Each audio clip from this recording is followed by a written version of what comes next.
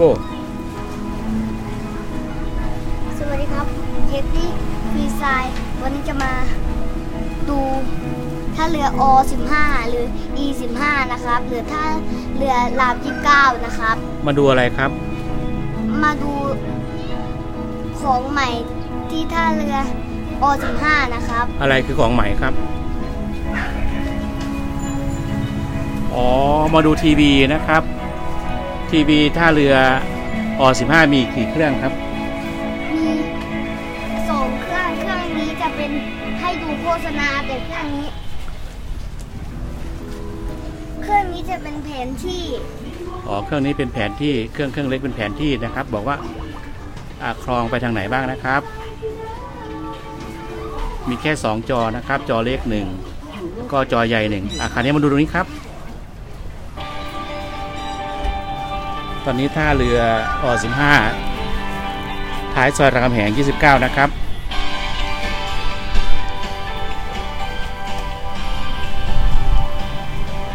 เรือมาแล้วนะครับ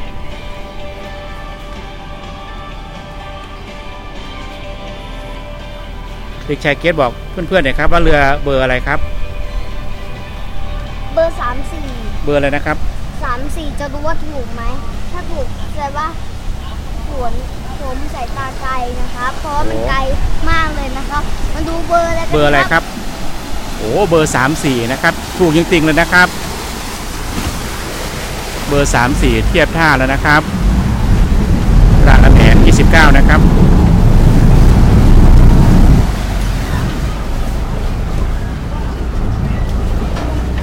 โอ้พระก็นั่งเรือด้วยนะครับ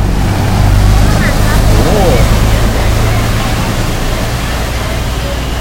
แรงมากเลยนะครับเรือวิ่งไปถนนเป็นท่าเรือประตูน้ำนะครับไม่อีกลำเลยนะครับบอกเพื่อนๆนะครับลำนี้เบอร์อะไรครับเบอร์10ครับเบอร์อะไรนะครับเบอร์10ครับโอ้เบอร์10นะครับถูกไหมครับถูกครับทำไมเด็กชายเกตมองเห็นดีมากเลยนะครับมองเห็นประมาณ 1.3 กิโลเมตรและเดินไกลถึง3 กิโลเมตรโอ้จอดแล้วนะครับเรือเบอร์10นะครับผู้โดยสารยังลงไม่ได้นะครับ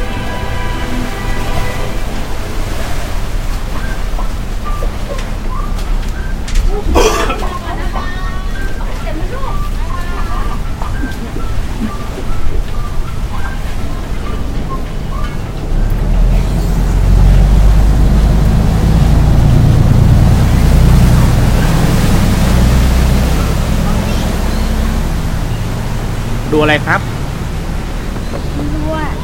อ๋อเนี่ยเขาบอกว่าอัตรา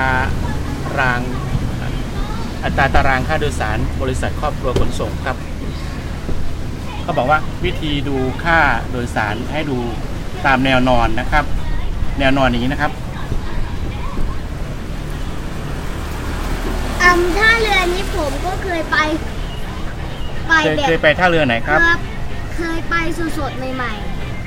ท่าเรืออะไรครับเก่าเริ่มจากเก่าสุดคือวัดเทพลีลามาต่อมาก็เป็น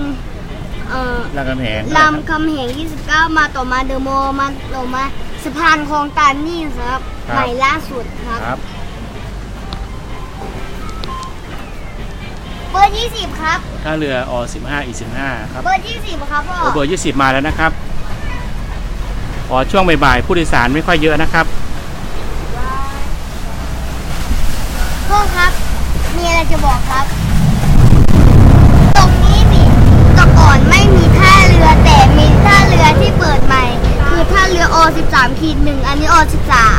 ครับ13ท่าเรือสะพานคลองตันนะครับท่า13-1คือท่าเรือราม1รามคำแหง1นะครับโอ้เรือเยอะมากเลยนะครับเด็กชายเกตมาทางนี้แหละครับเด็กชายเกตมาทางนี้ครับเขาบอกว่ารถใช้เกต LNG แล้วก็บอกตรงนี้บอกว่าอะไรครับ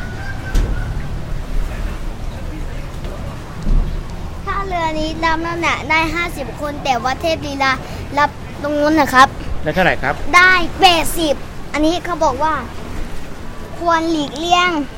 หากมีสัมภาระมาก ควรหลีกเลี่ยงการเดินทางน้ำ เพราะว่าของหนักมากเลยนะครับ ใช่เพราะว่าเรือจะจมครั ครับ บมาที่นี่เลยครับ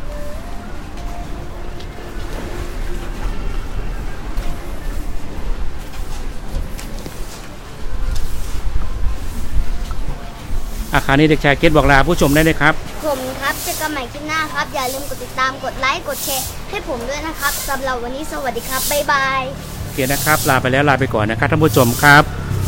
ฝากกดติดตามเกตตี้ฟรีสไตล์ด้วยนะครับก็เป็นกำลังใจในการทำคลิปต่อไปนะครับ